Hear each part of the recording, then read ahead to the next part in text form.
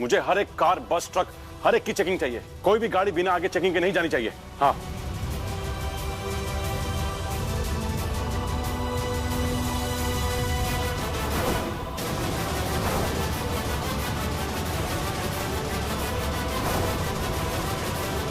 आसमा, काश तुमने कबीर की बॉडी से वो खंजर निकाला ही नहीं होता।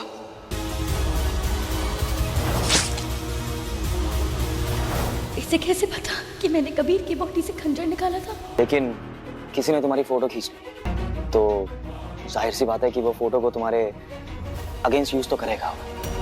इससे बेटर तो यही हो कि वो बॉडी ना मिले। No dead body, no proof. नहीं, अगर किसी ने ये सोच समझ के किया है तो ये बात यहीं खत्म नहीं होती। हमें कुछ तो ऐसा है जो समझ में नहीं आ रहा। कबीर के मर्डरर का आया नाम सामने, किसने मारा, आसमा, आलिया या अरमान ने? तो भाई उदारिया के एपिसोड में हमने देखा कि कबीर का खून हो जाता है और यहाँ पर आसमा घबरा जाती है और जो अरमान है वो लेके चला आता है बॉडी को अपनी गाड़ी में। फिर उसके बाद हम देख रहे हैं कि बहुत घबरा जाते हैं दोनों लोग और आसमा बोलती है कि शायद हो सकता है आलिया ने उसे मारा हो, क्योंकि कई बार ना आलिया उसको कॉल भी करती है। जिसके बाद जो अरमान है वो आलिया को बुला लेता है और वो आलिया को धमकी देता है, बोलता है कि आलिया तुम क्या प्लानिंग कर रही थी कबीर के साथ? तो वहां आलिया झूठ बोलती है। आलिया बोलती नहीं, मैं कुछ नहीं कर रही थी और मुझे नहीं पता कि कबीर को किसने मारा, क्या हुआ। और फिर जो तीनों लोग होते हैं, अरमान, आसमा और आलिया, लोग प्लान करते हैं कि अब हमें कुछ तो करना पड़ेगा, नहीं तो सारा इल्जाम हम तीनों के ऊपर आ जाएगा। और वो तीनों लोग ना फिर उस बॉडी को लेकर, उस लाश को लेकर आ जाते हैं कबीर के यहाँ। और इतने में हम देख रहे हैं कि जैसे ही वो डिग्गी खोलते हैं और बॉडी निकालने को होते हैं, इतने में ना जॉर्डन ऊपर से आवाज देता है, बोलता है कौन है यहाँ पर, कौन आया है? और भाई जॉर्डन की एंट्री हो जाती है और जॉर्डन नीचे उतर के आता है, फिर दोनों को धमकी देता है।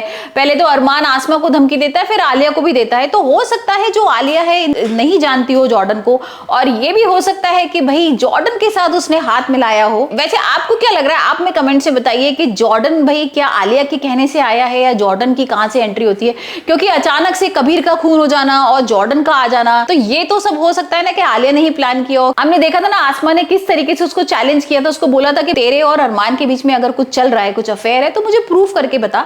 और इसके बाद भाई उसके दिमाग में आया हो कि अब मैं कबीर का खून करा देती हूँ और कबीर का सारा सच सामने आ जाएगा, तो यहाँ पर ये लगेगा कि कबीर ने सब कुछ कराया था।